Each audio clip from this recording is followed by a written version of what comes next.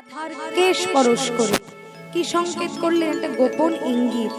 এই গোপন ইঙ্গিত শুধুমাত্র আমার রাধারানী ছাড়া অন্য কেউ বুঝলেন না। তাই সখীদের সঙ্গে বলছে, সখীরে আজ আমার আর যমুনায় যাওয়া হবে না, চল আমরা ঘরে ফিরে যাই। তখন সখীরা বলছে, সে কি রে রাধে, এই তো যমুনায় এলি, এখনই বলছিস ঘরে ফিরে যেতে?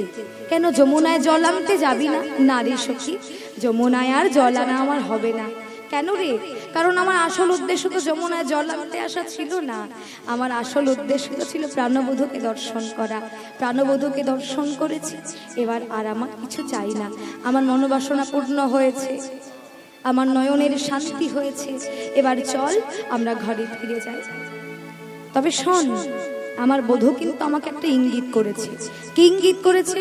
মাথার কেশ পরশ করে সে আমাকে ইঙ্গিত করে জানিয়েছে যে আজকে নিশ্চিতে আমি তোমার কেশরকুঞ্জে আসবো রাধে, তুমি কেশরকুঞ্জ সাজাও। মাথার চুলের অপর নাম কেশ, এই কেশ দিয়ে হয় কেশরকুঞ্জ। তাই ইঙ্গিত করলেন কেশ দিয়ে, কেশরকুঞ্জ সাজাও। আজ নিশ্চিতে আমি তোমার কেশরকুঞ্জে আসবো, ওই কেশরকুঞ্জে আমাদের দেখা হবে, মিলন হবে, সাক্ষাৎ হবে। এই বলে রাধারানী সখীদের নিয়ে চলে এলেন কেশরকুঞ্জ। সখীদের নিয়ে চলে এলেন ফুলবনে। ফুলবনে এসে বিভিন্ন ফুল চয়ন করলেন। মল্লিকা, মালতী, জাতি, যথি, নাগেশ্বর, চামেলি ইত্যাদি ফুল চয়ন করলেন এবং প্রত্যেকটা ফুলের বৃত্তচ্যুত করলেন। যেন আমার বধূর সুকোমল অঙ্গে কোনো ব্যথা না বাজে। সখীদের বললেন, সখীরে তোরা এমন করে কেশরকুঞ্জ সাজাবি যাহা অনির্বচনীয়। তাই রাধারানী ধূপ দিয়ে প্রজ্বলিত করে সখীদেরকে সঙ্গে নিয়ে গোবিন্দের আশা পথপানে নয়ন দিয়ে বসে রইলেন। ধূপ দিয়ে প্রজ্বলিত করে সুন্দর করে কেশরকুঞ্জ সাজিয়ে এমন সময় গোবিন্দ সময় জেনে রাধার কুঞ্জে আসছিলেন। কিন্তু রাধার কুঞ্জে আসতে হলে আগে যে চন্দ্রাবলীর কুঞ্জ পড়ে সে কথা আর গোবিন্দের খেয়াল নেই, গোবিন্দের স্মরণে না। এদিকে চন্দ্রাবলী কৃষ্ণ প্রেয়সী যদি একবার জানতে পারে এই পথে গোবিন্দ যাচ্ছে, তাহলে গোবিন্দকে টেনে নিয়ে যাবে চন্দ্রাবলীর কুঞ্জে, সে রাধার কুঞ্জে আর যেতে দেবে না। কিন্তু গোবিন্দের তো খেয়াল নেই যে আগে চন্দ্রাবলীর কুঞ্জ পড়ে। কিন্তু গোবিন্দ দেরি হয়ে গেছে, রাত হয়ে গেছে জেনে অতি ব্যস্ত ভাবে আসছে। আর আস্তে আস্তে আস্তে আস্তে পায়ে ছিল সোনার নূপুর বাঁধা, সেই নূপুর রুনুঝুনু শব্দে বেজে উঠেছে। রুনুঝুনু শব্দে যেই বেজে উঠেছে, তখন চন্দ্রাবলী ওই নূপুরের ধ্বনি শুনতে পেয়েছে। আরে এই নূপুরের ধ্বনি, এই নূপুরের ধ্বনি বাজাতে বাজাতে কে চলে যাচ্ছে? এত রাতে অন্ধকারের মধ্যে নূপুরের ধ্বনি কোথা থেকে আসছে? না না, এ তো আমার কুঞ্জের বাইরে থেকে আসছে। কে যাচ্ছে? নূপুর বাজিয়ে বাজিয়ে, টুংটাং সমধুর সুরে নূপুর বাজিয়ে বাজিয়ে কে চলে যাচ্ছে? এই কথা ভাবছে যে কে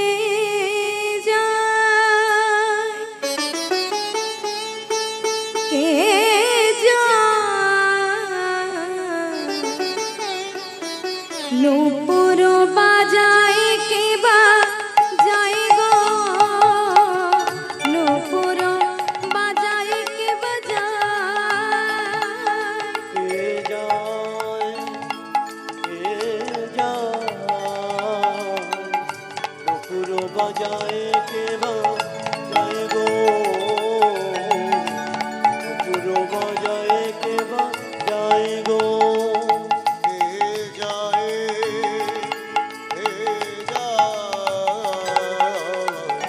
নূপুর বাজায় কে বা যায় গো,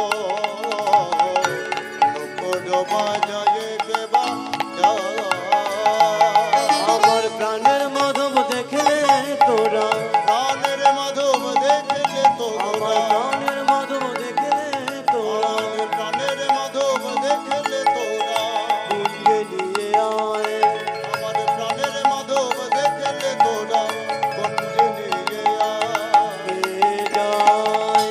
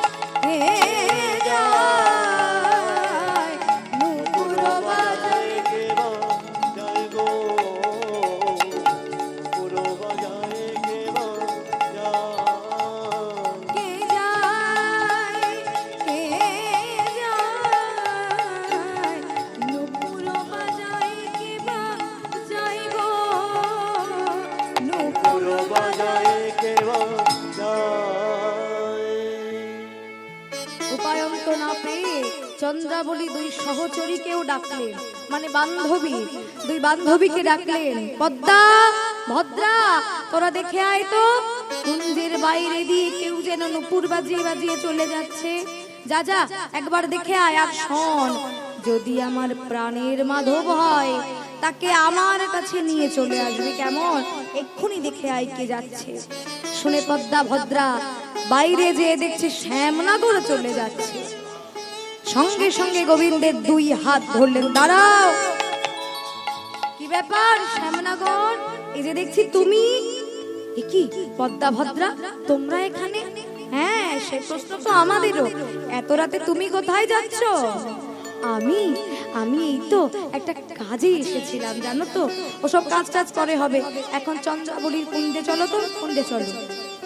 না না, আজকে আমি আর চন্দ্রাবলীর কুণ্ডে যাব না, আজকে তোমরা আমাকে ছেড়ে দাও, আমি চন্দ্রাবলীর কুণ্ডে যাব না। যাবে না মানে? শোনো, তুমি কিন্তু আমাদেরকে চেনো না। চন্দ্রাবলী বুঝতে পেরেছে আজকে তুমি যাচ্ছ, তাই আমাদেরকে কি বলেছে জানো? বলেছে, শোন, মুখের কথা একবার বলবি আমার বধূকে আসার কথা, আসে তো ভালো, আর না আসে তো জোর আনতে হবে তোমাকে, ওইভাবে নিয়ে যাব কি? দাঁড়াও, এই ভদ্রা ধর তো, এক হাত ধর। বলে ভদ্রাও এক হাত ধরলেন, পদ্মাও এক হাত ধরলেন, দুইজনে দুই হাত ধরে টানতে টানতে, এসো এসো বলছি, এসো, চন্দ্রার কুঞ্জে নিয়ে গেলেন টানতে টানতে। কোনো উপায় না দেখে গোবিন্দ গেলেন চন্দ্রার কুঞ্জে। চন্দ্রাবলী আপন কুঞ্জে কৃষ্ণ পেয়ে কত আনন্দিত হয়েছে আজ। গোবিন্দ চরণে লুটিয়ে পড়েছে শ্যামনগর। প্রাণনাথ, তুমি এসেছো, তুমি এসেছো আমার কুঞ্জে, তুমি এসেছো, এই অভাগিনীর কথা এতদিনে মনে পড়লো তোমার।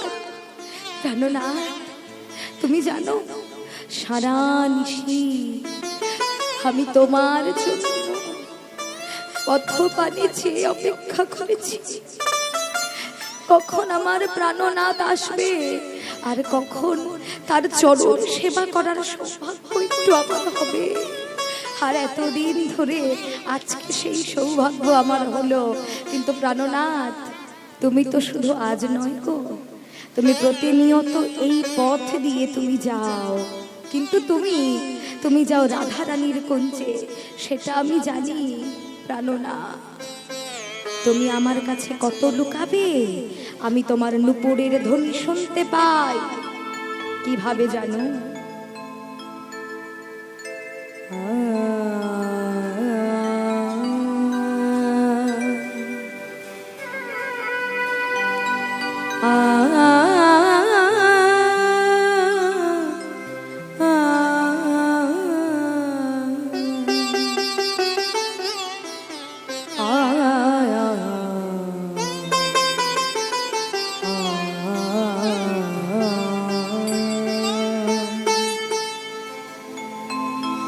তুমি পথে নীতি গতি, এই পথে নীতি গতি, তুমি পথে নীতি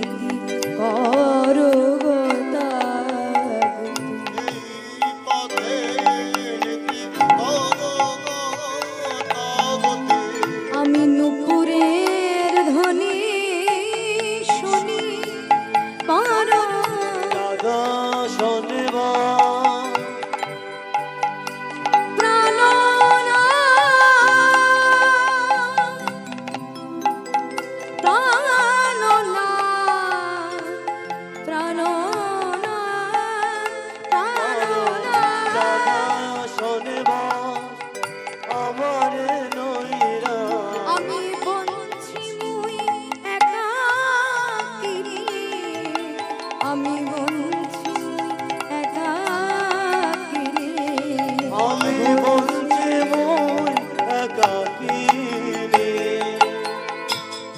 প্রাণনা, তোমায় পেয়েছি যখন ছাড়ব না, পেয়েছি যখন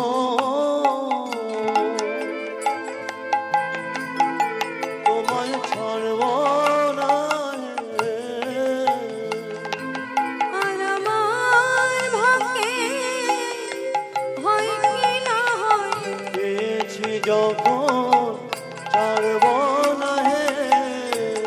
আমার ভাগ্যে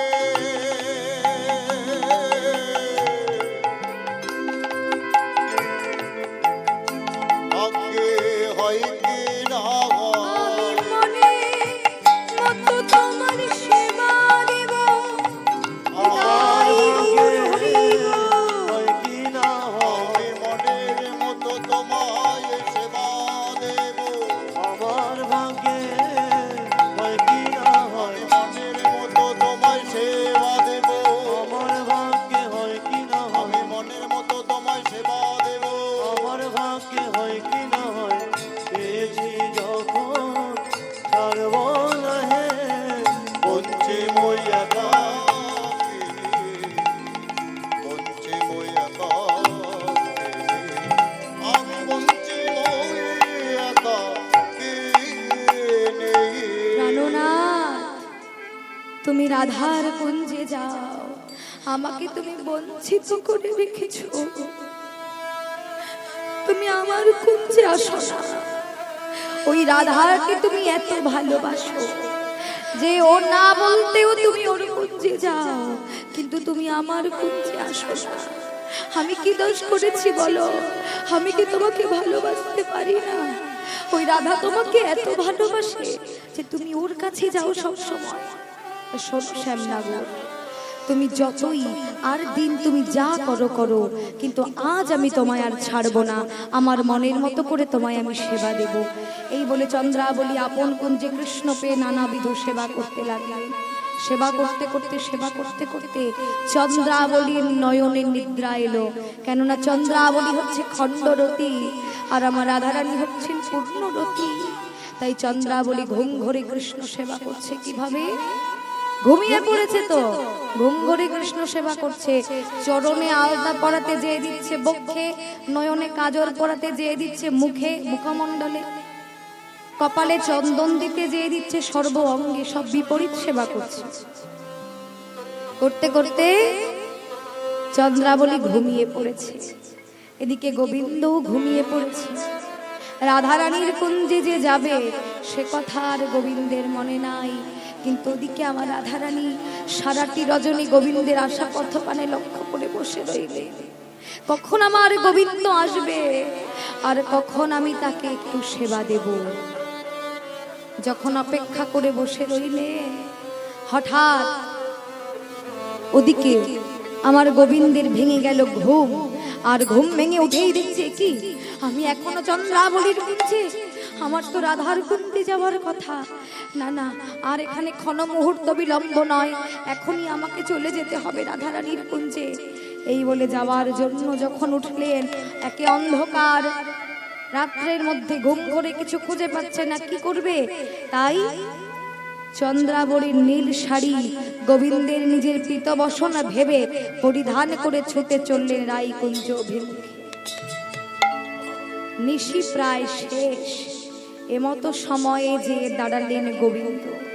কিন্তু রাধারানী চিনতে না পেরে ভেবেছে দাদা বলরাম নীল বসন পরা যেহেতু দাঁড়িয়েছে, তা ভাবছে যে দাদাই তো একমাত্র বৃন্দাবনে নীল বসন পরে, তাহলে দাদা এসেছে। তাই গোবিন্দকে দাদা ভেবে মাথায় ঘোমটা দিয়ে বলছে, দাদা মা রোহিণী ভালো আছে তো? বলো বলো, মা যশোমতী ভালো আছে? পিতা নন্দ ভালো আছে? বলো বলো, কুশল বলো। এসো এসো, তুমি বাইরে কেন, ভিতরে এসে বসো। তখন গোবিন্দ বলছে, কি রাধে, তুমি আমাকে এসব কি বলছো? তুমি যার কথা বলছো সে তো আমার জ্যাঠাইমা আর আমার বড় দাদা। তুমি আমাকে একবার ভালো করে চেয়ে দেখো, আমি যে তোমার প্রাণবল্লভ। যেই না বলা অমনি রাধারানী মাথার ঘোমটা ফেলে দিলেন। কি লম্পট শতঘরিয়া, বেরিয়ে যাও তুমি আমার কুঞ্জ থেকে। তোমার কালো বদন আমি আর দর্শন করতে চাই না। তুমি একটা বিশ্বাসঘাতক। তুমি সারা নিশি না এসে, আমায় কথা দিয়ে না এসে এলে প্রভাত কালে। বলো, আর তোমার ওই কালো বদন আমি দর্শন করতে চাই না। তুমি বেরিয়ে যাও, বেরিয়ে যাও, বেরিয়ে যাও। এই বলে রাধারানী ঘোমটা টেনে বদন চেপে মানিনী হয়ে বসলেন। আর গোবিন্দ নিজের ভুল বুঝতে পেরে রাধারানীর চরণে লুটিয়ে পড়ে কাঁদছে, ওগো রাধে আর মান করে থেকো না, আমি মস্ত বড় ভুল করেছি, আমাকে তুমি এবারের মতো ক্ষমা করে দাও রাধে, আমাকে তুমি এবারের মতো ক্ষমা করে দাও। আমি মানছি আমি বড় ভুল করেছি, কিন্তু আমাকে তুমি ক্ষমা করে দাও রাধে, এমন ভুল আর কখনো হবে না। ওহে মানিনী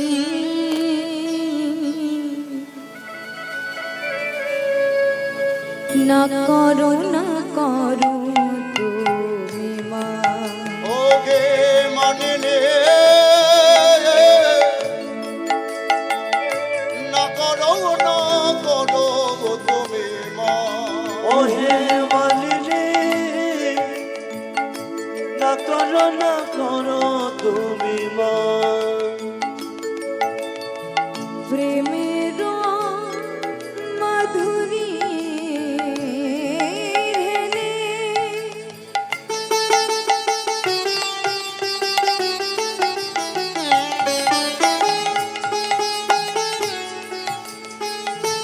অপরাধ ক্ষমা তব কৃপা ওহে রাধে মরে করো দান। আর তব কৃপায় ওহে রাধে মোরে করো দান। না করো তুমি মা, রাধে রাধে হরি হরি বল। না করো তুমি মা, ওহে মালিনী না করো তুমি, না করো তুমি, না করো তুমি মা। আমি মস্ত বড় ভুল করেছি রাধে, আমাকে একবার ক্ষমা করে দাও, আর এমন ভুল কখনো হবে না রাধে, আমাকে একবার ক্ষমা করো, আমাকে একবার ক্ষমা করো রাধে। দেখো একবার আমার দিকে চেয়ে দেখো, আমি তোমার পায়ে ধরে তোমার পায়ের কাছে পড়ে আছি, তুমি একবার আমাকে ক্ষমা করে দাও রাধে, আর কোনো দিন হবে না এমন ভুল। এত ক্ষমা চাওয়ার পরেও রাধারানী গোবিন্দ পানে ফিরে চাইলেন না।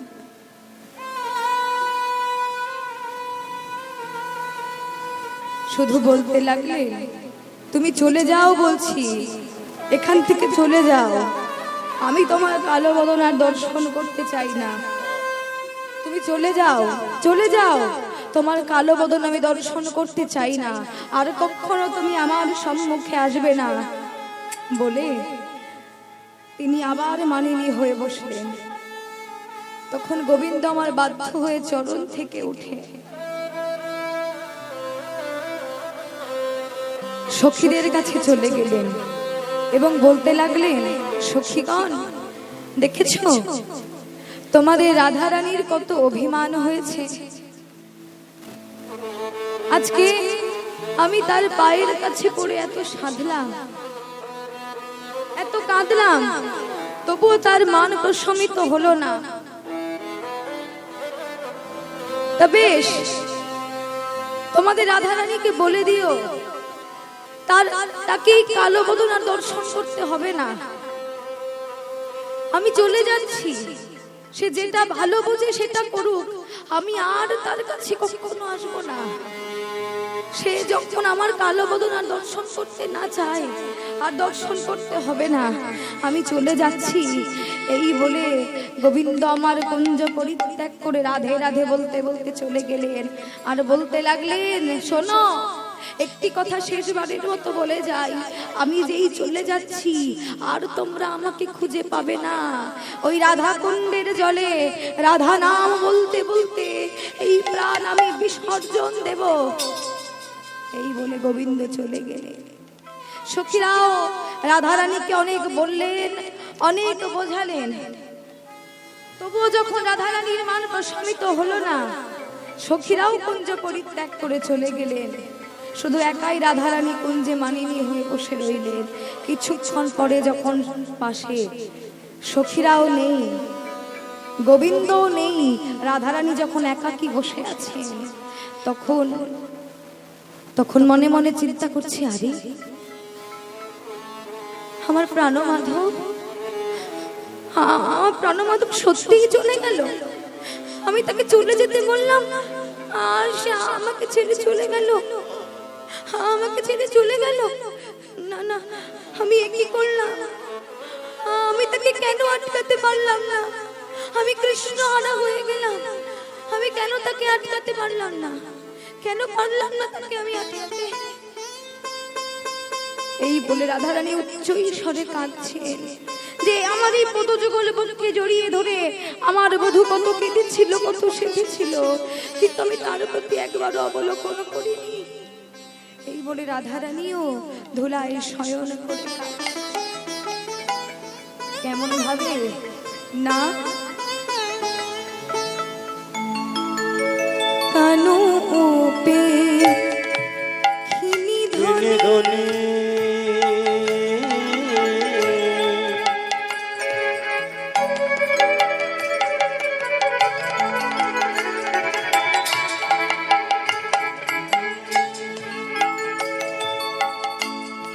আরে ভাবগে একাকিনী আর কানু পে খিনি ধনী ভাবহি একাকিনী আর বিরলহি মন্দিরে বসি ধনী একাকিনী বসে কাঁদে, ধনে একাকিনী বসে কাঁদে ধনী একাকিনী বসে ধনী কাঁদে। একাকিনী বসি কাঁদে বলে হা কৃষ্ণ প্রাণ, কৃষ্ণ কৃষ্ণ বলে একাকিনী বসি কাঁদে ধনে কৃষ্ণ প্রাণ প্রাণ কৃষ্ণ বলে একাকিনী বসে কাঁদে হা কৃষ্ণ প্রাণ, কৃষ্ণ বলে ধনের নয়ন জলে বুক ভেসে ধনে কৃষ্ণ প্রাণ কৃষ্ণ বলে জলের নয়ন জলে বুক ভেসে যায় ধনে কৃষ্ণ প্রাণ কৃষ্ণ বলে জলে বুক ভেসে যায় কৃষ্ণ প্রাণ কৃষ্ণ বলে নয়ন জলে বুক ভেসে যায় কৃষ্ণ প্রাণ কৃষ্ণ বলে ধনী একাকিনী বসি কাঁদে আর বিরলহে মন্দিরে বসে বসে বিরলহে মন্দিরে বসে নয়ন কলিল অবিরত গলতই আর নয়ন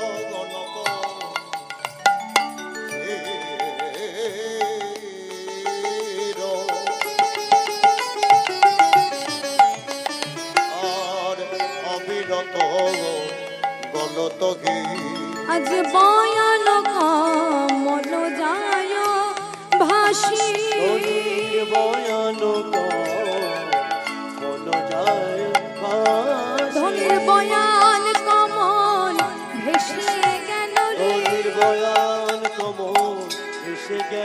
ধনীর বয়ান কমল ভেসে গেল রে আজ কৃষ্ণ বলে কেঁদে কেঁদে বয়ান কমল ভেসে গেল রে ধনির নয়ন জলে বুক ভেসে যায় কৃষ্ণ রাধে রাধে নয়ন জলে বুক ভেসে যায় বলে কৃষ্ণ বলে কেদে কেদে নয়ন জলে বুক ভেসে যায় বলে কৃষ্ণ বলে কেদে কেদে নয়ন জলে বুক ভেসে যায় কৃষ্ণ বলে কেদে কেদে নয়ন জলে বুক ভেসে যায় আর বয়ান কমল ভেসে গেল রে আর ভয়ানক মন যায় ভাসি ভয়ানক মন যায় ভাসি। আজকে রাধারানী ধুলার উপরে শয়ন করে কাঁদছে। আবার কখনো কখনো তিনি মনে মনে চিন্তা করছে, এই এই এই ধুলার উপরে আমার বধূ শয়নে ছিল, তাই তিনি প্রাণনাথের কথা ভাবছেন আর পদনখ দ্বারা ধুলার উপরে প্রাণনাথের গুণ কথা তিনি অঙ্কন করছেন। হেট বয়ানে রসবতী আরে বয়ানে রসবতী, হেট বয়ানে রসবতী আরে বয়ানে রসবতী আরে মিয়া গুণ যত চিতহি ভাবত গুণ যত চিতহি ভাবত নখে করিলে ক্ষণক্ষিতি আরে কিবা কনকিতি আরে দিবা লক্ষ্যে করিলি ক্ষণক্ষিতি আহারে কনকি কনকে যেন অঙ্কন করেছি, অঙ্কন করিছে যেন অঙ্কন করেছি অঙ্কন করিছে পদনখ দ্বারা খিতি পরে অঙ্কন করেছি। নখনা রাখিতে বলি বলে প্রিয় নাথের গুণ কথা নখনা রাখিতে বলে রাধে রাধে হরি বল। নখনা রাখিতে বলে কথা অঙ্কন করেছে অঙ্কন করেছে আজকে পদনখ দ্বারা খিতি পরে অঙ্কন করছে।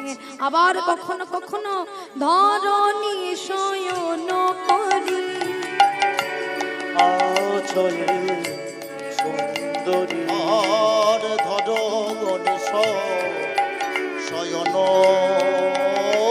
করি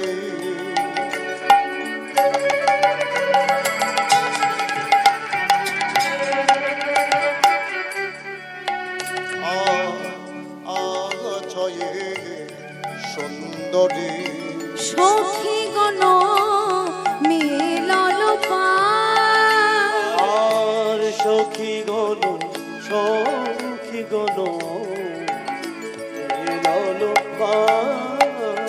আজ সখী গণেশে দাঁড়াইল, আজ সখী গণেশে আজ সখী গণেশে দাঁড়াইল, সখী গণেশে দাঁড়াইল, আজ রাধা রানীর কুঞ্জ মাঝে সখী গণেশে দাঁড়াইল। রাধা কৃষ্ণ কৃষ্ণ বলে কাঁদে, রাধারানী কুঞ্জ রাধা কৃষ্ণ কৃষ্ণ বলে কবে রাধারানী কুঞ্জ সে কৃষ্ণ কৃষ্ণ বলে কবে ধনির মুখে কোনো কথা নাই রে রাধে রাধে কথা নাই রে কৃষ্ণ কৃষ্ণ বলে কাঁদে। কৃষ্ণ কৃষ্ণ বলে কবে আজ সখীগণ এসে দাঁড়িয়ে দেখছে যে রাধারানী ধুলায় শয়ন করে কাঁদছে। তাই দেখে রাধারানীর অনুগত সখী বিশাখা ছুটে যে রাধারানীকে ধরে বলছে, রাধে কি তুই ধুলায় পতিত কেন আজ? আরে তোর চোখে জল। ও রাধে আমরা তোকে কতবার বুঝিয়েছিলাম, মান ত্যাগ কর, তুই মান ত্যাগ কর, নাগরকে কাঁদাস না, কিন্তু তুই আমাদের কোনো কথা না শুনে মানকে আপন ভেবে নাগরকে কাঁদিয়ে তাড়িয়ে দিলি। শোন, কথায় বলে কাঁদালে কাঁদিতে হয়। তোর এখন কান্নার কি হয়েছে? তোকে জনম জনম কাঁদতে হবে ওই হা কৃষ্ণ গোবিন্দ বলে। রাধারানী বলছে, সখী আমি অতটা বুঝে উঠতে পারিনি যে নাগর চলে যাবে। আমার অভিমান, আমি জানি তোর কোথায় অভিমান হয়েছিল। চন্দ্রাবলীর কুঞ্জে গিয়েছিল শ্যাম, তাই জন্য অভিমান হয়েছে। কিন্তু রাধে চন্দ্রাবলীর কুঞ্জে না হয় গিয়েছিল শ্যাম, চন্দ্রাবলী কুঞ্জে না গিয়েছিল অভিমানী হয়ে কইলি তুই অনুচিত অভিমানী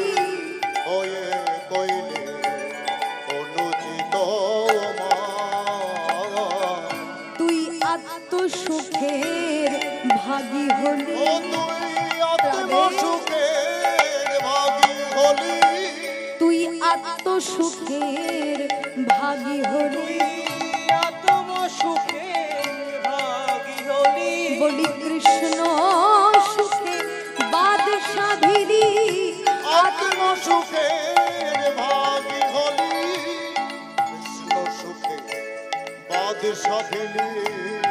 আত্মসুখের ভাগী হলি, কৃষ্ণ সুখে বাদশা দিলি, তুই অনুচিত মান করেছিলি।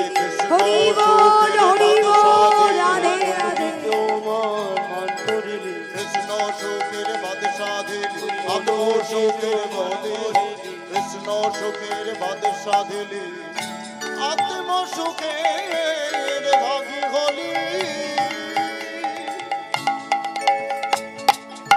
তুই আত্ম সুখের ভাগী হলি রাধা। শোন, তোকে আমি একটা কথা বলি, চন্দ্রাবলীও তো গোবিন্দের এক প্রেয়সী।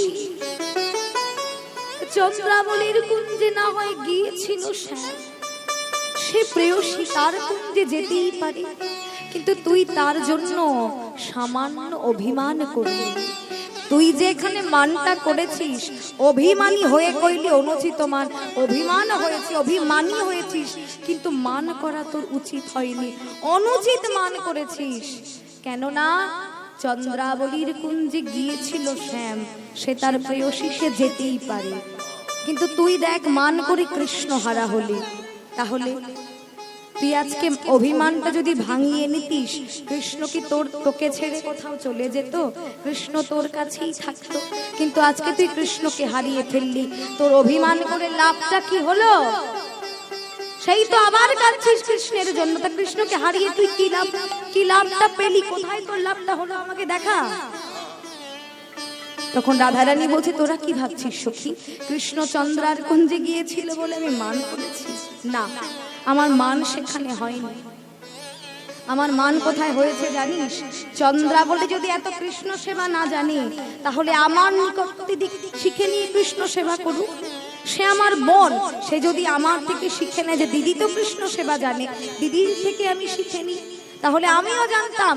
আজ হতে কৃষ্ণ সেবা আমি একা জানি না, কৃষ্ণ সেবার দোসর আছে আমি আর চন্দ্রা বলি। কিন্তু তা না করে বধূকে আপন কুঞ্জে পেয়ে যা সেবা করেছে, সেবা তো নয়। কি আর বলি, চরণের আলতা বক্ষে, নয়নের কাজর মুখমণ্ডলে, কপালের চন্দন সারা অঙ্গে, এটা কি সেবা? এটা কৃষ্ণ সেবা হলো? এই যে বিপরীত সাজ, শুধু এটুকুই বলবো, আমার কেন রাগ হয়েছে জানিস? বধূ নিশীতে এসেছিল বলে বেঁচে গেল, দিবা হলে যদি কেউ দেখতো, তাহলে পাগল বলে যে গায়ে ধুলা ছিটাতো, সেখানে তার মান কোথায় থাকতো? সে তো রাজার ছেলে, তার মান কোথায় থাকতো? ওই বিপরীত সেবা রেখে আমি মান করেছি। বললো, জানি রে রাধে, তুই কৃষ্ণ সেবায় বড় নিপুণা, তোর অভিমান হবে, তোর রাগ হবে, এটা স্বাভাবিক, কারণ এত নিপুণ ভাবে তুই কৃষ্ণ সেবা করিস। তোর মতো নিপুণ ভাবে কৃষ্ণ সেবা করতে আর কেউ জানে না রাধা। সেই জন্যই তো আজকে এতগুলো গোপিনীর মধ্যে কৃষ্ণ তোকে এত ভালোবাসে, কৃষ্ণ তোকে সকলের আগে রেখেছে, তাই তো কৃষ্ণের আগে তোর নাম বসে। রাধা গোবিন্দ, রাধা মাধব, রাধা মদন মোহন, রাধা গিরিধারী, রাধা রানীর নাম আগে বসে। কেন? তুই হচ্ছিস দাসী শ্রেষ্ঠ, কৃষ্ণ প্রিয়া, হরিপ্রিয়া, তাই গোবিন্দ তোকে বেশি ভালোবাসে। তা আজকে চন্দ্রা বলে যদি এতই সেবা জানতো, কৃষ্ণ কি দ্বিতীয়বার তোর কুঞ্জে আসতো? নিশ্চয়ই আসতো না। তুই মান করে কাজ মোটেই ভালো করিস। আমি আজকে বুঝলাম সখী, রাধারানী বলছে, সত্যি আমি আজকে বুঝলাম যে কৃষ্ণকে আটকে রাখা যায় না। কৃষ্ণ আমার একার নয়, কৃষ্ণ এই জগতে সবার, যে যেভাবে তাকে ডাকবে কৃষ্ণ সেইভাবে তার কাছে যে ধরা দেবে।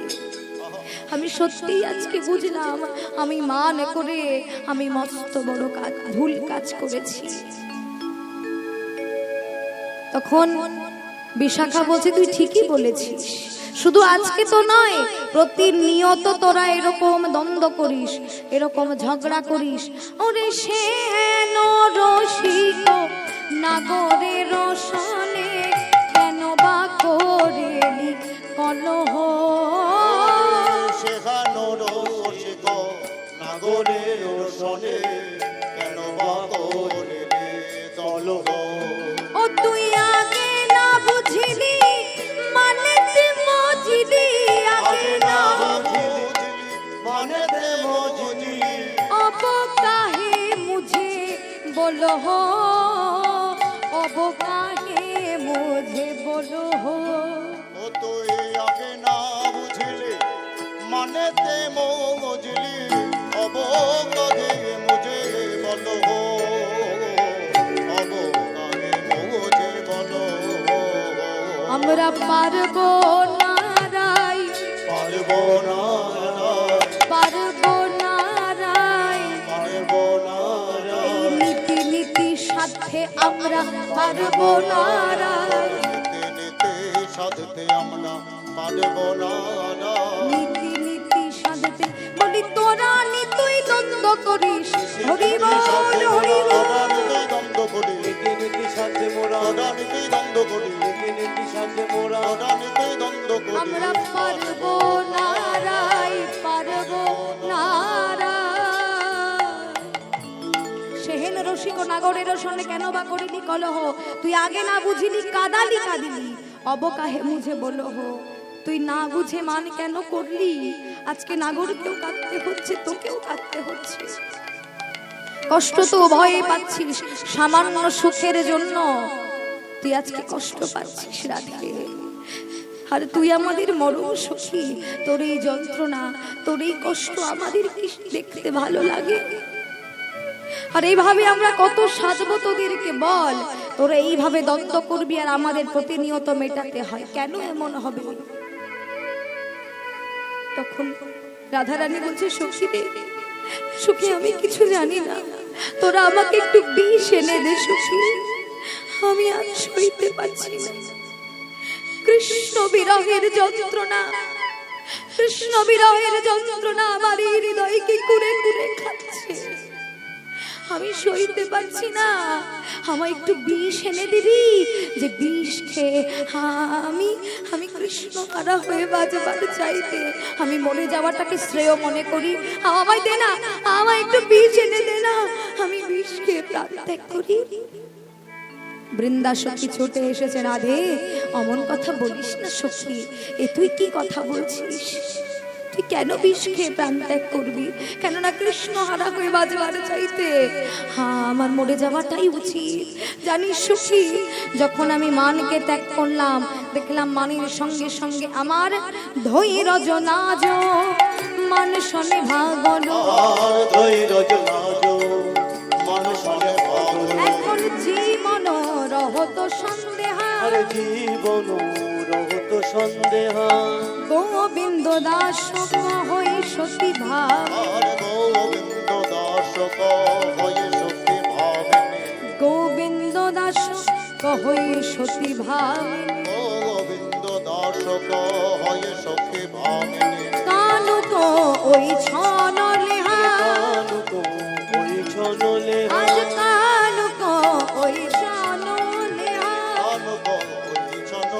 সখী, আমার সব চলে গেল রে, আমার সকলই গেল, সকলই গেল, মানের সঙ্গে আমার সকলই গেল, মানের সাথে আমার সকলই গেল, আমার ধৈর্য গেল, লজ্জা গেল, মানের সঙ্গে আমার সকলই গেল, ধৈর্য গেল, লজ্জা গেল, এখন প্রাণ মাত্র বাকি আছে, ধৈর্য গেল, লজ্জা গেল, প্রাণ মাত্র বাকি আছে, ধৈর্য গেল, লাজ গেল, আর মানুষনে আমার সকলই গেল।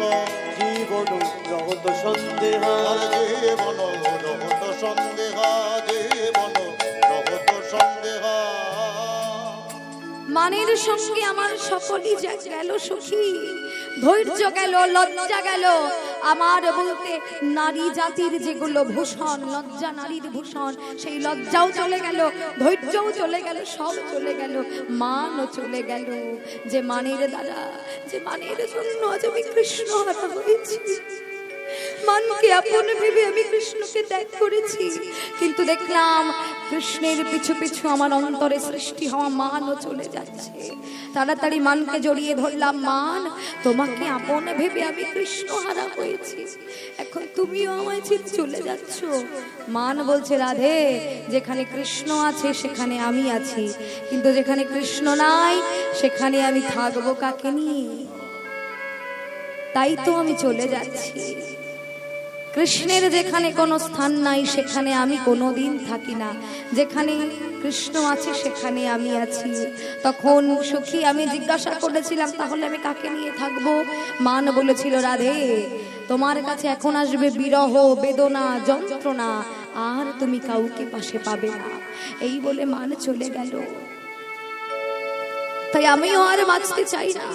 বৃন্দা বলছে, রাধে চুপ কর, তুই চিন্তা করিস না, তোর বধূ কোথাও যায়নি, সেই বৃন্দাবনে কোথাও লুকিয়ে আছে, হয়তো তোর সম্মুখে আসতে পারছে না, অভিমানে, দুঃখ পেয়ে, কষ্ট পেয়ে। তুই চিন্তা করিস না, তোর বধূ বৃন্দাবনের কোথাও লুকিয়ে আছে। আরে কোথায় যাবে কৃষ্ণ ঘুড়ি, উড়ুক না কেন জগৎ জুড়ি, টান দিলে তার আসতে হবে অনুরাগের সূত্র ধরে। তা কৃষ্ণকে ঘুড়ি বলা হয়েছে মা, কেন? কারণ দেখবেন ঘুড়ি যখন আমরা আকাশে ওড়াই, ঘুড়ি কিন্তু সমগ্র আকাশ জুড়ে ঘুরতে থাকে, কোথায় কোথায় চলে যায়, কিন্তু নিচে লাটাই ধরে যে থাকবে সে একবার টান দিলেই ঘুড়ি তার কাছে চলে আসতে বাধ্য। তাছে কৃষ্ণকেও ঘুড়ি বলা হয়েছে, কেন বলছে ও ঘুড়ি? কৃষ্ণ, কৃষ্ণ পৃথিবীর যে প্রান্তে যাক না কেন, কোথায় যাবে কৃষ্ণ ঘুড়ি, তোকে ছেড়ে কোথায় যাবে? উড়ুক না কেন জগৎ জুড়ে, জগৎ জুড়ে উড়ে উড়ে বেড়া, কিন্তু তুই একবার অনুরাগের সূত্র ধরে তোর কাছে আসতে হবে। তুই একবার টান দিয়ে দেখ, তুই একবার বলে দেখ, অনুরাগের সূত্র ধরে তোর কাছে চলে আসবে কৃষ্ণ। তুই চিন্তা করিস না, তুই চিন্তা করিস না, আমি এখনই তোর বধূকে এনে দেব। তখন রাধারানী বলছে, বৃন্দা তুই আমার বধূকে এনে দিবি? হ্যাঁ আমি তোর বধূকে এনে দেব, তার আগে চাই তোর ওই চরণ ধুলি। রাধে চরণ ধুলি দিয়ে আমার মাথায় একটু হাত দিয়ে আশীর্বাদ কর, যেন তোর কৃষ্ণ এনে মেলাতে পারি। আশীর্বাদ কর রাই, যেন কালা চাঁদে পায়। আশীর্বাদ করুরা, যেন কালা চাঁদে পায়। আশীর্বাদ কর রাই, যেন কালা চাঁদে পায়। আশীর্বাদ করো রাই, যেন কালা চাঁদে পায়। সিদ্ধ হয় যেন মনস্কামহারে, সিদ্ধ হয় যেন মনস্কাম, পূর্ণ করি, পূর্ণ করি, পূর্ণ করি পূর্ণ করি আমার মন বাসনা, পূর্ণ যেন কৃষ্ণ এনে মিলাতে পারি। হরি বল, হরি বল। যেন কৃষ্ণ এনে মেলাতে পারি, যেন কৃষ্ণ এনে মেলাতে পারি। অনুবাসনা পূর্ণ করি, পূর্ণ করি। এই বলে রাধারানীর আশীর্বাদ নিয়ে বৃন্দা কৃষ্ণ আনতে গমন করলেন। জিতি কুঞ্জর গতি মন্থর, গীতি কুঞ্জর গতি মন্থর, জিতি কুঞ্জর গতি মন্থর, গীতি কুঞ্জন গতি মন্থন। চলত সবর নারী। আরে গীতি কুঞ্জর গতি মন্থর, চলত সবর নারী। আর গীতি কুঞ্জন গতি মন্থর, চলত সবর নারী। আরে গীতি কুঞ্জর গতি মন্থর, চলত সবর নারী। আর বংশী বট যা বট তট বনহি বনগেরি। আর বংশী বট, আমার বংশী বট যা বট তট বনগে বনকেরি। আরে বংশী বট যা বট তট বনহি বনহেরি। খুঁজে যায়, খুঁজে যায়, খুঁজে যায়, খুঁজে যায়, চকিতের মতো খুঁজে যায়। চকিতের মতো খুঁজে যায়। রাধা মাধব কোথায় আছো বলে চকিতের চকিতের মতো খুঁজে যায়। রাধা মাধব কোথায় আছো বলে, বলি একবার আমায় দেখা দাও রাধা গো, মাধব হরি কোথায় আছো বল। বলি একবার আমায় দেখা দাও গে, কোথায় আছো বলে চকিতের মতো খুঁজে যাও, চকিতের মতো খুঁজে আবার যাও। শ্যাম কুণ্ড মদন কুণ্ড, শ্যাম কুণ্ড মদন কুণ্ড, শ্যাম কুণ্ড মদন কুণ্ড, প্রেম কুণ্ড মদন কুণ্ড, রাধা কুণ্ড তীরে আর শ্যাম কুণ্ড মদন কুণ্ড, রাধা কুণ্ড তীরে। শ্যাম কুণ্ড মদন কুণ্ড রাধা কুণ্ড তীরে আর দ্বাদশ বন হেরত সবন শৈল কিনারে, আবার দ্বাদশ বন হেরত সঘন শৈল যোগে নারী। হেথায় থাকলে থাকতে পারে, গ্রামে হেথায় থাকলে থাকতে পারে, হেথায় থাকলে থাকতে পারে এ যে মধ্যাহ্ন বিলাসের স্থান, হেথায় থাকলে থাকতে পারে, মধ্যাহ্ন বিলাসের স্থান, এ হেথায় থাকলে থাকতে পারে, হেথায় থাকলে থাকতে এ পারে। যে মধ্যাহ্ন বিলাসের স্থান, হেথায় থাকলে থাকতে পারে। মধ্যাহ্ন বিলাসের স্থান, বলি শ্যাম কুণ্ড মদন কুণ্ড, মধ্যাহ্ন বিলাসের কথা, শ্যাম কুণ্ড মদন কুণ্ড, মধ্যাহ্ন বিলাসের কথা, হেথায় থাকলে থাকতে ও পারে। সব হেথায় থাকলে থাকতে পারে।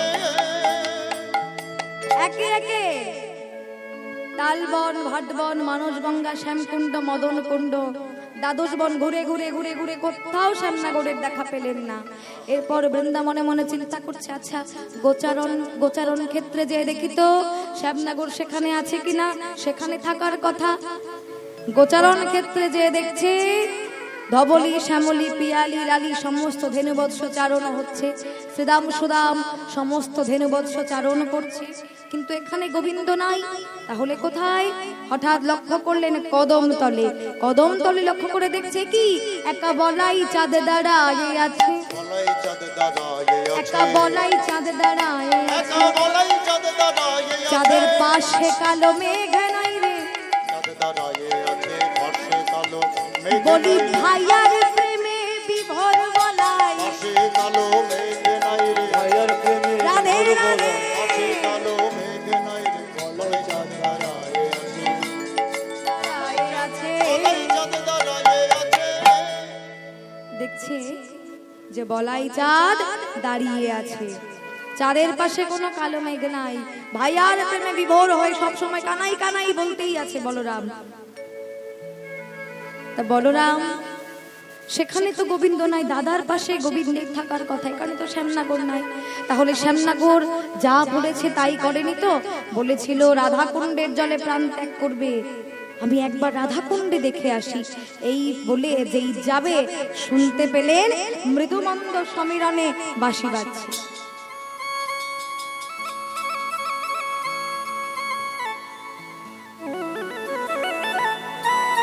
মৃদুমন্দ সমীরণে বাঁশি বাজছে শুনতে পেলেন।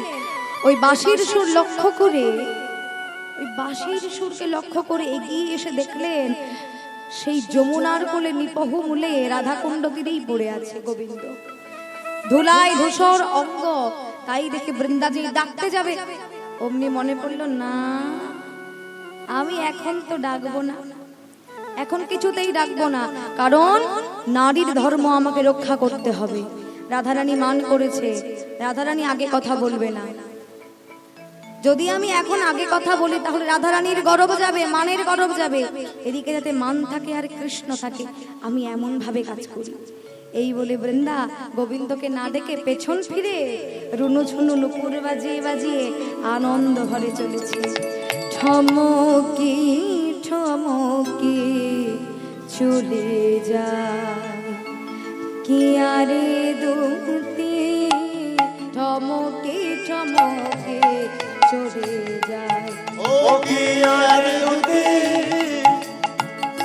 টমকি টমকি চলি যায়, ও কি আরে দুটি ঠমকি ঠমকে চলে যায়।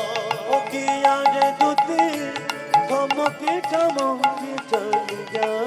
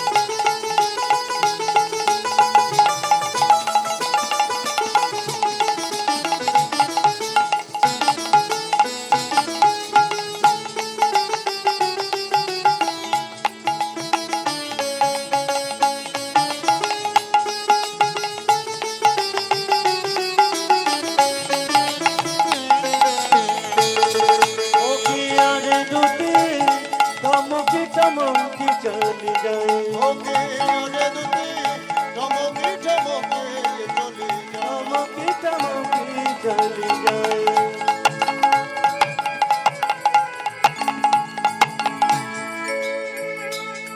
ঠমকি ঠমকি নুপুর বাজাতে বাজাতে বৃন্দা চলেছে।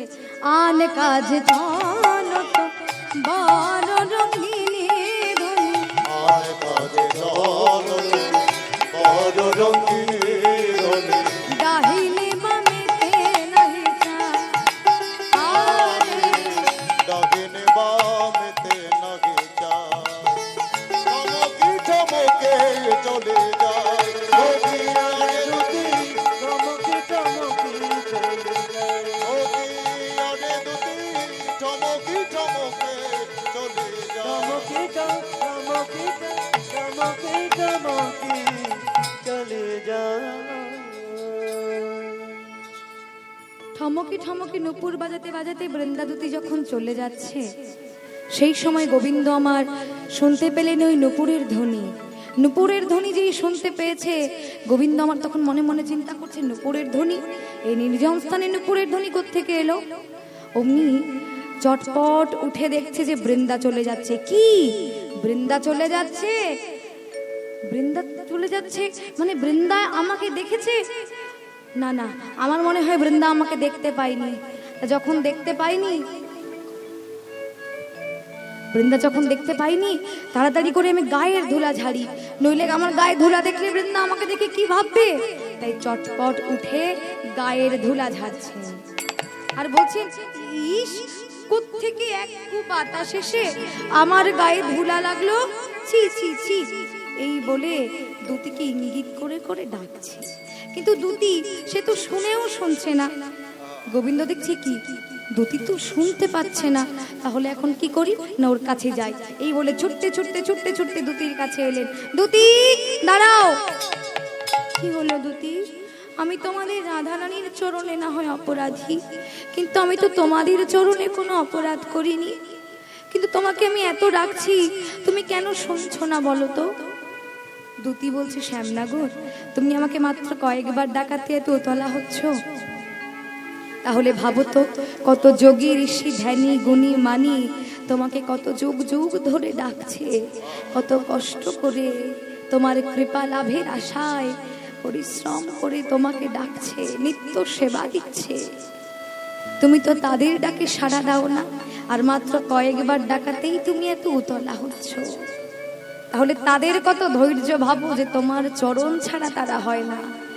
তাই তোমার কাছে তাদের হয়ে একটা নিবেদন আমি জানিয়ে রাখছি, শ্যামনগর, এবার যেন যুগ যুগ ধরে তোমাকে আর ডাকতে না হয়। এবার যেন এক ডাকেতে সাড়া দিও, এক ডাকেতে সারা দিও। তুমি এক ডাকেতে সাড়া দিও, ডাকেতে সাড়া যেন দিও, যুগ যুগ ধরে ডাকতে না হয়। এক ডাকেতে সারা দিও। যেন যুগ যুগ ধরে ডাকতে না তোমায় হয়। এই নিবেদন জানিয়ে রাখি, যুগ যুগ ধরে ডাকতে না হয়। যুগ ধরে ডাকতে না হয়। যুগ যুগ ধরে ডাকতে না হয়। এক ডাকেতে সারা দিও। তুমি এক ডাকেতে সাড়া দিও।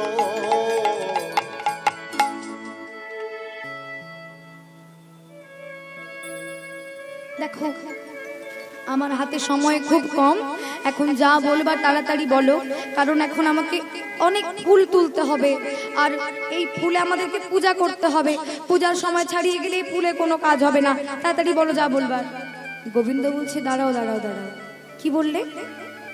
সময় কম, পূজা করবে? কোন পূজা করো তোমরা যে সময় চলে যাচ্ছে এই সময়? আর বলো না, আমাদের যে কত কাজ, তোমাকে কটা কাজের কথা বলবো। আমরা মানময়ী দেবীর পূজা করি। বলছে, হ্যাঁ, জীবনে তো বহু দেবদেবীর নাম শুনেছি, কালী, দুর্গা, শীতলা, মনসা, লক্ষ্মী, সরস্বতী, আরো কত দেবী আছে। মায়েরা পূজা করেন দেবীর পূজা, আরো কত দেবী আছে, বিপত্তারিণী, বিশালাক্ষী, বহু দেবী আছে, কিন্তু মানময়ী দেবীর নাম তো কোনোদিন শুনিনি। মানময়ী দেবী আছে? কে মানময়ী দেবী? তুমি বুঝতে পারছো না? মানময়ী দেবী কে? দুর্জয় মানিনী হয়ে বসে আছে, দেখো। ও আচ্ছা, এইবার বুঝতে পেরেছি তোমরা কাকে মানময়ী দেবী বলছো। ও বৃন্দা, রাধারানীর মান কি এখনো ভাঙেনি? বলছে হাই রে, এখন আমাকে জিজ্ঞাসা করছো রাধারানীর মান ভাঙেনি? তুমি চলে আসার পরে রাধারানীর মান আরো 4 গুণ বেড়ে গেছে এবং বহু প্রতিজ্ঞা করেছে যে ওই কালো বদনার জীবনে কোনোদিন দর্শন করবে না। বলছে তাই? এ কথা বলেছে। আমি তো ভাবছিলাম রাধার কাছে এখন যাব, কিন্তু কিভাবে যাব এটা তুমি শোনালে। বলছে আর কি করব শ্যামনগর, আমরাই মান ভাঙাতে পারছি না বিনা দোষে, কোনো অপরাধ না করে, তুমি কি করে মান ভাঙাবে? বলছে ও বৃন্দা, বৃন্দা আমার মা, আমার হয়ে একটু মানটা ভাঙিয়ে দাও না, তুমি একটু নিয়ে চলো না আমাকে। বলছে আমি কিছু করতে পারবো না, আমি চললাম। না না না না না, আমার এই রাধারানীর মান একটু ভাঙিয়ে দাও না, বুঝিয়ে সুঝিয়ে আমাকে একটু নিয়ে চলো না রাধারানীর কাছে। ঠিক আছে, একটা উপায় আছে, তোমাকে নিয়ে যেতে পারি, কিন্তু এই বেশে তোমাকে গেলে হবে না। এই বেশে যাব না, তাহলে কোন বেশে যাব? শোনো, রাধারানীর কাছে যেতে হলে তোমাকে একটি কাজ করতে হবে। একটা উপায় আছে। কি উপায়? সেটা হলো মালিনীর বেশ যদি ধরতে পারো আর মালিনীর বেশ যদি ধরতে পারো তবে সে ভাঙিতে পারে তোমার মানিনীর আর তবে সে ভাঙিতে পারে তোমাদের মানে মান ভাঙিবার এই তো উপায়, তোমায় মালিনীর বেশ ধরতে হবে। মান ভাঙিবার তোমায় মালিনীর বেশে ধরতে হবে, মানে ভাঙিবা এই তো তোমায় মালিনীর বেশ ধরতে হবে, তোমায় মালিনীর বেশে সাজিতে হবে। রাধে রাধে, তোমার মালিনীর বেশে সাজতে হবে, মালিনীর বেশ ধরতে হবে, মানে ভাঙিবা এই তো উপায়। মান ভাঙিবা এই তো উপায়। তোমায় মালিনীর বেশে সাজতে হবে। বলছে হ্যাঁ মালিনী, শেষ পর্যন্ত রাধারানীর মান ভাঙাতে আমায় মেয়ে ছেলে সাজতে হবে? ও বৃন্দা, আর কোনো উপায় নেই? বলছে আর কোনো উপায় নেই, একটাই উপায়। বলছে হায় রে, কি জ্বালায় পড়লাম, রাধারানীর মান ভাঙাতে আমাকে মেয়ে ছেলে সাজতে হবে। বলুন তো, বলুন তো কত বড় কাজ, কি জ্বালায় পড়লাম আমি। তখন বৃন্দা বলছে এছাড়া আর কোনো উপায় নেই। বললাম তো, যদি পারো তাহলে মালিনীর বেশে সাজো, আর নয়তো আমি চলে গেলাম, আমাকে আর ডেকো না। না বৃন্দা, যেও না, দাঁড়াও, আমি সাজবো, কিন্তু আমি তো পুরুষ, আমি কোথায় পাবো মেয়ে ছেলের সাজ? মেয়ে ছেলের সাজতে হলে তো শাড়ি, চুড়ি, সায়া, ব্লাউজ, আলতা, সিঁদুর সব লাগবে, এসব আমি কোথায় পাবো? বলছে এ আবার আমাকে বলে দিতে হয়? শ্যামনগর, তুমি তো বিশ্বপতি গোবিন্দ, তুমি যোগমায়াকে স্মরণ করো, যেন তিনি তোমায় সব জুগিয়ে নেয়। অমনি গোবিন্দ যোগমায়াকে স্মরণ করলেন। হে মা যোগমায়া যোগেশ্বরী, তুমি আমাকে সুন্দর করে মালিনীর বেশে সাজিয়ে দাও। অমনি যোগমায়া এসে গোবিন্দকে মালিনীর বেশে সাজিয়ে দিলেন সুন্দর করে। গোবিন্দ বলছে ও বৃন্দা, এই দেখো আমার সাজ হয়ে গেছে, আমাকে ভালো লাগছে মালিনীর বেশে? কেমন লাগছে? বৃন্দা বলছে বাহ, অপূর্ব লাগছে শ্যামনগর। কিন্তু শ্যামনগর, মালিনীর বেশে না হয় তোমার সর্ব অঙ্গ ঢাকা পড়ে গেছে, কিন্তু তোমার যে আরো কিছু কিছু জিনিস, একটু যে অভ্যেসগুলো আছে ত্যাগ করতে হবে, তাহলে আর তোমাকে ধরতেই পারবে না রাধারানী। বলছে কি বলো, কি কি ত্যাগ করতে হবে? বলছে শোনো, প্রথমে বলি, তোমার সর্ব অঙ্গ গেছে ঢাকা, যায় নাই শুধু নয়ন বাঁকা। তোমার ওই জোড়া ভুরু বাঁকা চাহনি, ওটা আগে বন্ধ করতে হবে। তুমি যে তাকাও, বেঁকে বেঁকে তাকাও রাধারানীর দিকে, ওইভাবে তাকানো আগে বন্ধ করতে হবে, নইলে ওই চোখ যদি একবার রাধারানী দেখতে পায়, তাহলে সব পরিকল্পনা আমার নষ্ট হয়ে যাবে, সব বুঝে যাবে রাধারানী। বলছে তাহলে এখন উপায়? বলছে এই যে একটা ওড়না দিলাম তোমাকে, এই ওড়না দিয়ে বসনে নয়নটা ঢেকে নেবে, কেমন কোনো মতেই যেন এই নয়নটা দেখতে না পায় রাধারানী, সর্বদাই বদন ঢেকে থাকবে। বলছে আচ্ছা ঠিক আছে, আর কি হবে? বলছে আর রাধারানী কুঞ্জে যখন যাবে, রাধারানী তোমাকে নিশ্চয়ই বসতে বলবে, তা তুমি যেন রাধারানীর কথায় আবার বসো না, আর বিশেষ করে রাধারানীর পাশে যেয়ে বসবে না। বলছে কেন? এই একটা সুযোগ হয়েছে রাধারানীর পাশে যাওয়ার, আবার তুমি বন্ধ করে দিচ্ছ। বলছে তোমার ভালোর জন্যই বলছি, রাধারানীর পাশে যেয়ে বসবে না, নইলে তোমার গায়ের গন্ধ শুকে বুঝতে পারবে রাধারানী যেই আমার প্রাণনাথ। বলছে ওরে বাবা, সব দিকেই তো জ্বালা দেখছি, ঠিক আছে আমি দূরে দাঁড়িয়ে থাকবো, আমি রাধারানীর কাছে যাব না। বলছে হ্যাঁ দূরে দাঁড়িয়ে থাকবে। আর আরেকটি কথা শোনো, রাধারানীর কুঞ্জে যখন প্রবেশ করবে, বলো তো কোন পা আগে দেবে বলো তো? বলছে কেন? ডান পা। বলছে খবরদার, ডান পা যেন কোনো মতে আগে না যায়। বলছে তাহলে কোন পা দেবো? বলছে বা পা। বলছে কেন বা পা দেবো? বলছে শোনো, বা পা কি জানো? বা পা হচ্ছে নারীদের শুভ লক্ষণ, আর ডান পা হচ্ছে ছেলেদের শুভ লক্ষণ। আর তুমি যেহেতু নারী সেজেছো, তাই তুমি মা পা আগে দিয়ে যাবে, কেমন? বলছে আচ্ছা ঠিক আছে তাই হবে, আমি বাবা আগে দিয়ে যাব। বলছে হ্যাঁ সেটাই যেন মনে থাকে। আর এইবার শোনো শ্যামনগর, আমার সঙ্গে এসো, ভালো করে বসনের বদন ঢেকে নাও, এসো আমার সঙ্গে। তখন বৃন্দার সঙ্গে গোবিন্দ আমার মালার হালি হাতে নিয়ে চলেছে।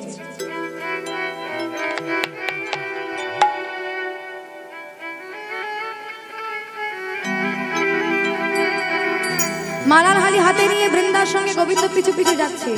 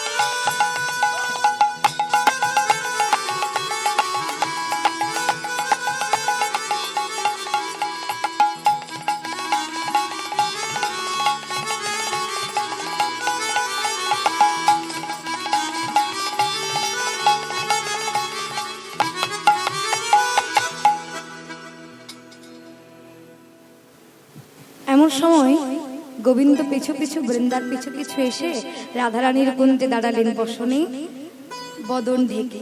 তখন বৃন্দা বলছে ও রাধে, রাধে তুই কোথায়? রাধারানী ছুটে এলেন। বৃন্দা কি হলো? পেলি আমার শ্যামনাথ, আমার প্রাণনাথকে পেলি বৃন্দা?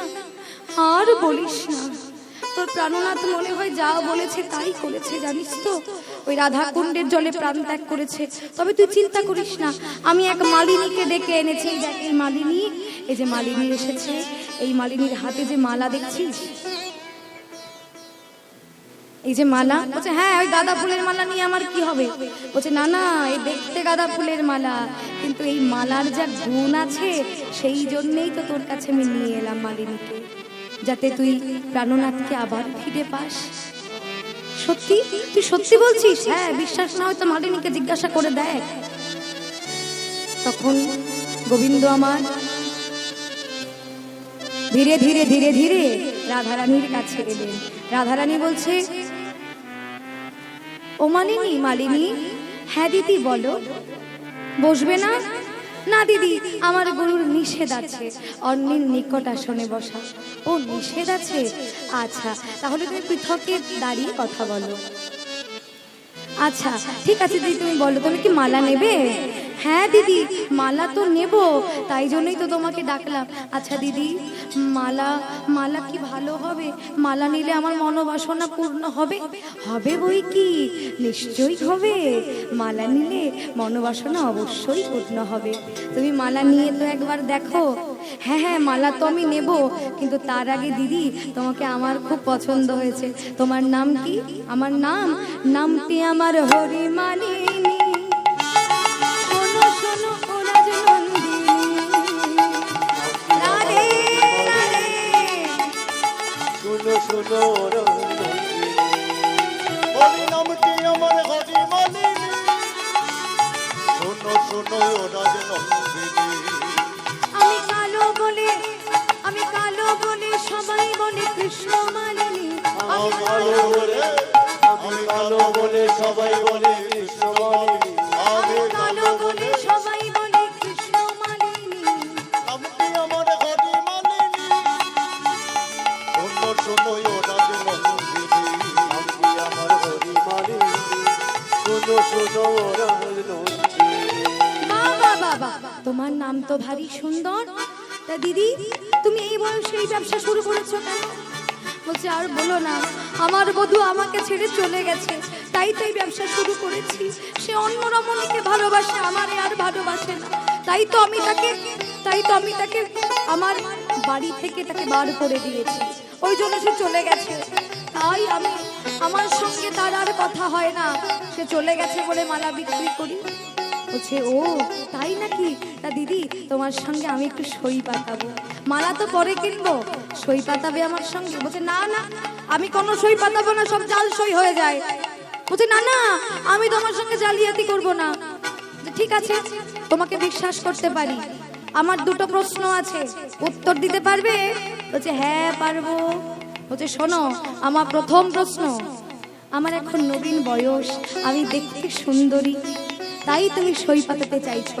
যখন আমার নবীন বয়স আর থাকবে না, যখন আমি বুড়ি হয়ে যাব, তখনও কি তুমি আমার সই থাকবে? বলছে হ্যাঁ হ্যাঁ, তখনও আমি তোমার সই সই সই। বলছে বাহ, আমার প্রথম প্রশ্নের সঠিক উত্তর তো আমি পেয়েছি, এইবার আমার দ্বিতীয় প্রশ্নটা আমি করি। বলছে হ্যাঁ করো। বলছে দিদি, এই প্রশ্ন কিন্তু খুব জটিল। আমি না হয় এখন মেয়ে ছেলে আছি, পরবর্তীকালে যদি আমি মেয়ে ছেলে থেকে বেটা ছেলে হয়ে যাই, তখনও কি তুমি আমার সই থাকবে? বলছে আরে ধুর, কি বলছো, মেয়ে ছেলে আবার কোনোদিন বেটা ছেলে হয় নাকি? রাখো তো তোমার কথা। বলছে না, এখন তো হচ্ছে। এখন যদি মেয়ে ছেলে থেকে আমি বেটা ছেলে হয়ে যাই, তুমি কি আমার সই থাকবে? বলছে হ্যাঁ হ্যাঁ হ্যাঁ, জনম জনম তুমি আমার সই সই সই। যেই বলে দিয়েছে, সঙ্গে সঙ্গে গোবিন্দ আমার মাথার ঘোমটা খুলে ফেললেন। বলছে তাই? তুমি সত্যি বলছো? তাহলে এসো, আজ থেকে আমরা সই। দেখো দেখো আমি কই কই, দেখো দেখো আমি কই কই, দেখো দেখো আমি কই কই, দেখো দেখো আমি কই কই। আমি সই নই আর সই নই, দেখো দেখো আমি কই কই, আমি সই নই আর সই নই। বলি আমি তোমার প্রাণ গোবিন্দ, হৃদয় গৌর হরি বল। আমি তোমার প্রাণ গোবিন্দ, সই নয় আর সই ও নয়। সই দেখো দেখো আমি কই কই, দেখো দেখো আমি কই কই। আজকে গোবিন্দকে দর্শন করে রাধারানী চমকে উঠেছে। আরে আমার প্রাণনাথ এখানে, আমি তো চিনতে পারিনি। প্রাণনাথ, তুমি বুঝি আমার মান ভাঙাতে আমার কুঞ্জে এসেছিলে? দেখ দেখ সখী, আমার দুঃখের নিশে আজকে প্রভাত হয়ে গেছে। তাই আমার প্রাণনাথকে যখন আমি ফিরে পেয়েছি, তখন তোরা শঙ্খধ্বনি উলুধ্বনি করে জয়ধ্বনি কর, আর আমরা যুগলে বামে দাঁড়াই। অমনি রাধারানী দৌড়ে যে রাধারানীর বামে যেয়ে দাঁড়ালেন। আর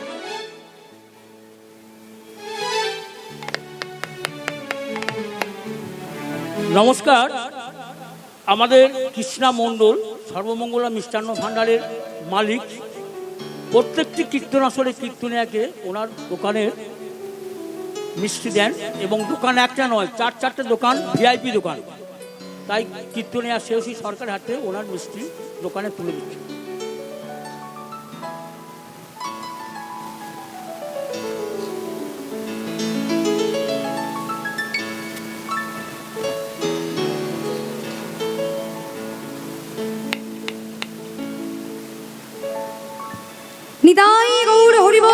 তার নামে সবাই একটু জয়ধ্বনি করুন।